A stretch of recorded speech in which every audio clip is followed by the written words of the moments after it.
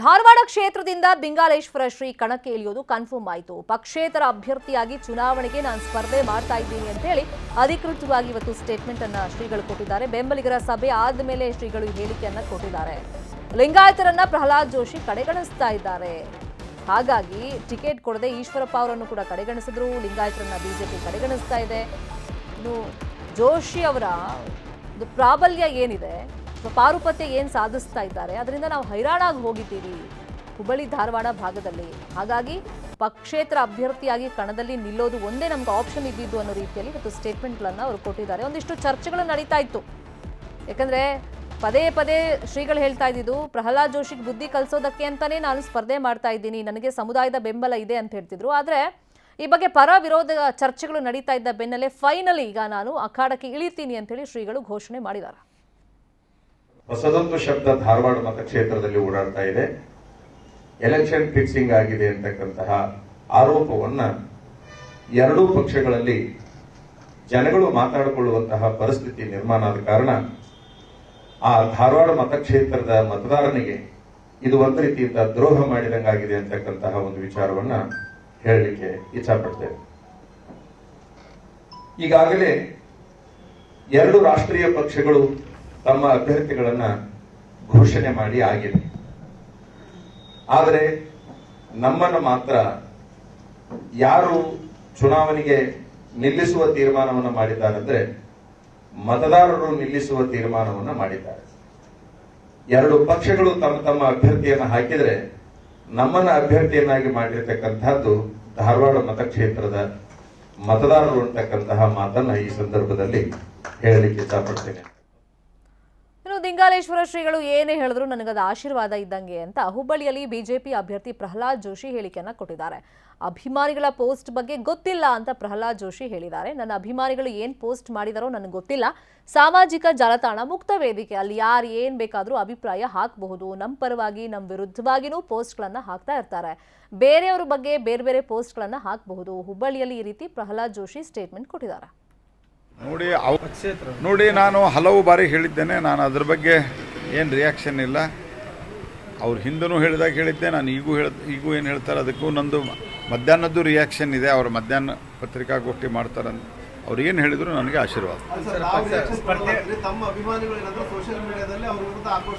ನೋಡಿ ಅದ್ರ ಬಗ್ಗೆ ನಂದೇನು ಕಾಮೆಂಟ್ ಇಲ್ಲ. ಸೋಷಿಯಲ್ ಮೀಡಿಯಾ ಇದೆ, ಓಪನ್ ಫೀಲ್ಡ್. ಅನೇಕರು ನಮ್ಮ ಪರನೂ ಹೇಳೋರಿರ್ತಾರೆ, ನಮ್ಮ ವಿರುದ್ಧನೂ ಹೇಳಿರ್ತಾರೆ. ಬೇರೆ ಬೇರೆದವ್ರು ಬೇರೆ ರಾಜಕೀಯ ಪಕ್ಷಗಳ ಪರವಾಗಿ ಹೇಳೋರಿರ್ತಾರೆ, ವಿರುದ್ಧ ಹೇಳಿರ್ತಾರೆ. ಅದ್ರ ಬಗ್ಗೆ ನಂದೇನು ಕಾಮೆಂಟ್ ಇಲ್ಲ. ನಂದೇನು ಕಾಮೆಂಟ್ ಇಲ್ಲ. ಅದಕ್ಕೆ I am sorry for that. ಹೇಳಿದ್ನಲ್ಲ, ನಮ್ಮ ಪಾರ್ಟಿ, ನಾನು ಒಬ್ಬ ಪಾರ್ಟಿ ಕ್ಯಾಂಡಿಡೇಟು. ಉಳಿದದ್ದು ಯಾವುದೇ ಕಾಮೆಂಟನ್ನು ನಾನು ಮಾಡಲಿಕ್ಕೆ ಬಯಸ್ತೀನಿ. ಇನ್ನು ಧಾರವಾಡ ಕ್ಷೇತ್ರದಲ್ಲಿ ಲಿಂಗಾಯತ ಮತದಾರರೇ ನಿರ್ಣಾಯಕರಾಗಿದ್ದಾರೆ. ಧಾರವಾಡ ಕ್ಷೇತ್ರದಲ್ಲಿ 6 ಲಕ್ಷ ಲಿಂಗಾಯತ ಮತದಾರರಿದ್ದಾರೆ. ಇನ್ನು ಉತ್ತರ ಕರ್ನಾಟಕ ಭಾಗದಲ್ಲಿ ಲಿಂಗಾಲೇಶ್ವರ ಶ್ರೀಗಳಿಗೆ ಅಪಾರ ಸಂಖ್ಯೆಯಲ್ಲಿ ಬೆಂಬಲಿಗರಿದ್ದಾರೆ. ಇದೇ ಕನ್ಫ್ಯೂಷನ್ ಇಷ್ಟು ದಿನ ಮುಂದುವರೆದಿದ್ದು. ಯಾಕಂದ್ರೆ ತುಂಬಾ ಜನ ಬೆಂಬಲಿಗರು ಬೇಡ ಅಂತ ರಾಜಕೀಯಕ್ಕೆ ಹೋಗೋದು, ಇನ್ನೊಂದಿಷ್ಟು ಜನ ಇಲ್ಲ ನೀವು ರಾಜಕಾರಣಕ್ಕೆ ಬರಬೇಕು ಅಂತ ಒತ್ತಡ ಹಾಕ್ತಾ ಇದ್ರು. ಫೈನಲಿ ಅಖಾಡಕ್ಕೀಗ ಶ್ರೀಗಳು ಇಳಿತಾ ಇದ್ದಾರೆ. ಹಿಂದೂಗಳ ಜೊತೆ ಶ್ರೀಗಳಿಗೆ ಮುಸ್ಲಿಂ ಮತಗಳೂ ಕೂಡ ಬರುವಂತ ಸಾಧ್ಯತೆಗಳಿದೆ. ಸಾವಜಿ ಕ್ಷತ್ರಿಯ ಸಮಾಜದಲ್ಲಿಯೂ ಕೂಡ ಶ್ರೀಗಳಿಗೆ ಅಭಿಮಾನಿಗಳಿದ್ದಾರೆ. ಶ್ರೀಗಳು ಕ್ಷತ್ರಿಯ ಸಮಾಜದ ಮತಗಳನ್ನು ಸೆಳೆಯುವಂತ ಸಾಧ್ಯತೆಗಳಿದೆ. ಇನ್ನು ಧಾರವಾಡ, ಗದಗ, ಬೆಳಗಾವಿ, ಬಾಗಲಕೋಟೆ ಸೇರಿದಂತೆ ಉತ್ತರ ಕರ್ನಾಟಕದಲ್ಲಿ ಅಪಾರ ಬೆಂಬಲಿಗರನ್ನ ಲಿಂಗಾಲೇಶ್ವರ ಶ್ರೀಗಳು ಹೊಂದಿದ್ದಾರೆ. ಜೋಶಿ ಮತ್ತು ಸ್ವಾಮೀಜಿಗಳ ಪೈಪೋಟಿ ನಡುವೆ ಕಾಂಗ್ರೆಸ್ಗೆ ಲಾಭವಾಗುವಂತ ಚಾನ್ಸಸ್ ಇದೆ. ಇದೇ ವಿಚಾರವಾಗಿ ಇನ್ನಷ್ಟು ಡೀಟೇಲ್ ಆಗಿ ಇನ್ಫಾರ್ಮೇಶನ್ ಕೊಡೋದಕ್ಕೆ ನೇರ ಸಂಪರ್ಕದಲ್ಲಿ ಜಾಯಿನ್ ಆಗಿದ್ದಾರೆ ನಮ್ಮ ರಿಪೋರ್ಟರ್ ಶಿವರಾಮ ಸುಂಡಿ.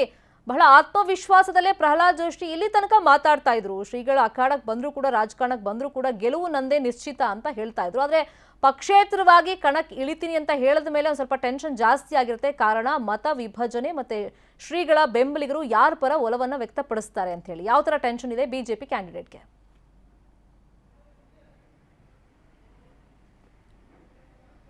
ಶರ್ಮಿತಾ, ಖಂಡಿತವಾಗಿಯೂ ಬಿಜೆಪಿ ಅಭ್ಯರ್ಥಿ ಜೊತೆ ಕಾಂಗ್ರೆಸ್ ಅಭ್ಯರ್ಥಿಗೂ ಸಹ ಒಂದು ರೀತಿಯಲ್ಲಿ ಟೆನ್ಷನ್ ಆಗಿದೆ ಅಂತ ಹೇಳ್ಬೋದು. ಯಾಕಂದರೆ ಇಲ್ಲಿ ಮುಖ್ಯವಾಗಿ ಏನಂದರೆ ದಿಂಗಾಲೇಶ್ವರ ಶ್ರೀಗಳಂದರೆ ಇಲ್ಲಿ ಫಕೀರೇಶ್ವರ ಮಠ ಬರುತ್ತೆ. ಫಕೀರೇಶ್ವರ ಮಠ ಭಾವೈಕ್ಯತೆ ಮಠವಾಗಿದೆ. ಇಲ್ಲಿ ಮುಸ್ಲಿಮರು ಭಕ್ತರಿದ್ದಾರೆ ಮತ್ತು ಹಿಂದೂಗಳು ಭಕ್ತರಿದ್ದಾರೆ ಮತ್ತು ಮುಖ್ಯವಾಗಿ ಏನಂದರೆ ಲಿಂಗಾಯತರು ಭಕ್ತರಿದ್ದಾರೆ.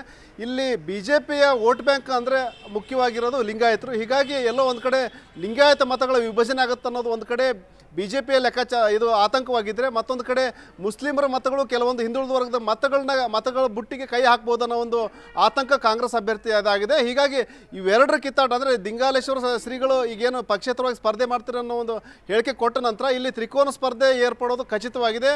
ಹಾಗಾಗಿ ಈ ಮೂವರಲ್ಲಿ ಯಾರು ಗೆಲ್ತಾರೆ ಅನ್ನೋ ಒಂದು ಕುತೂಹಲ ಅಂತೂ ಎಲ್ಲರಿಗೂ ಉಳಿದಿದೆ. ಆದರೆ ಇಲ್ಲೇನು ಬಿಜೆಪಿ ಪ್ರಹ್ಲಾದ್ ಜೋಶಿ ಮತ್ತು ದಿಂಗಾಲೇಶ್ವರ ಶ್ರೀಗಳ ಒಂದು ಕಿತ್ತಾಟದ ನಡುವೆ ಕಾಂಗ್ರೆಸ್ ಅಭ್ಯರ್ಥಿಗೆ ಲಾಭವಾಗುವಂಥ ಒಂದಷ್ಟು ಲಕ್ಷಣಗಳು ಸಹ ಕಾಣಿಸ್ತಾ ಇದ್ದಾವೆ.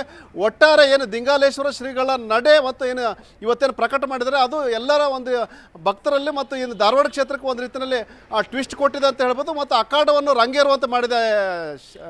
ಥ್ಯಾಂಕ್ ಯು ಶಿವರಾಮ ಸಂಡಿ ತಮ್ಮೆಲ್ಲ ಇನ್ಫಾರ್ಮೇಶನ್ಗೆ. ಬೆಂಗಳೂರು ದಕ್ಷಿಣದಲ್ಲಿ ಸಿಎಂ ಸಿದ್ದರಾಮಯ್ಯ ಪ್ರಚಾರವನ್ನು ಮಾಡ್ತಾ ಇದ್ದಾರೆ. ಸೌಮ್ಯ ರೆಡ್ಡಿ ಪರವಾಗಿ ಸಿದ್ದರಾಮಯ್ಯ ಮತಯಾಚನೆಯನ್ನ ಮಾಡ್ತಾ ಇದ್ದಾರೆ. ಸಿಎಂ ಜೊತೆ ಪ್ರಚಾರದಲ್ಲಿ ಸಚಿವ ರಾಮಲಿಂಗಾರೆಡ್ಡಿ ಕೂಡ ಪಾಲ್ಗೊಂಡಿದ್ದಾರೆ. ರಾಗಿಗುಡ್ಡದಲ್ಲಿ ಸಿಎಂ ಸಿದ್ದರಾಮಯ್ಯ ಅವರು ಕ್ಯಾಂಪೇನ್ನಲ್ಲಿ ಬ್ಯುಸಿ ಆಗಿದ್ದಾರೆ. ಇವತ್ತು ಬೆಂಗಳೂರು ದಕ್ಷಿಣ ಲೋಕಸಭಾ ಕ್ಷೇತ್ರದಲ್ಲಿ ಸಿಎಂ ಸಿದ್ದರಾಮಯ್ಯ ಕಾಂಗ್ರೆಸ್ ಅಭ್ಯರ್ಥಿ ಸೌಮ್ಯ ರೆಡ್ಡಿ ಪರವಾಗಿ ಭರ್ಜರಿಯಾಗಿ ರೋಡ್ ಶೋ ನಡೆಸ್ತಾ ಇದ್ದಾರೆ.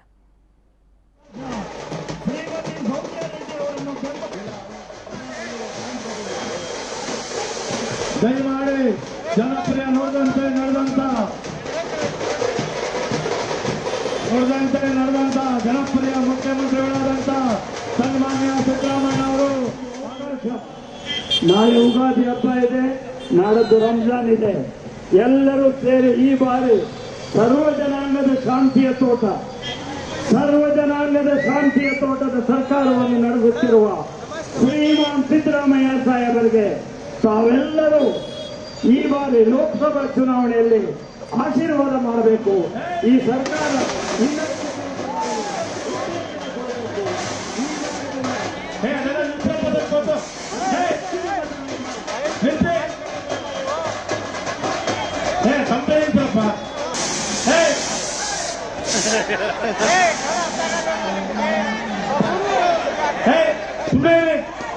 ಒಂದ್ಸಲಿ ಅಂದ್ರೆ ಗೊತ್ತಾಗಲ್ವಾ? ಕಾಂಗ್ರೆಸ್ ಅನ್ನಭಾಗ್ಯವನ್ನು ನೀಡಿದ ಸಿದ್ದರಾಮಯ್ಯನವರಿಗೆ ಪರವಾಗಿ ಮತಯಾಚನೆಯನ್ನು ಮಾಡಲು ಬರ್ತಾ ಇದ್ದಾರೆ. ಈ ರಾಜ್ಯಕ್ಕೆ ಅನ್ನಭಾಗ್ಯವನ್ನ ಕೊಟ್ಟ ಕಾಂಗ್ರೆಸ್ ಪಕ್ಷದ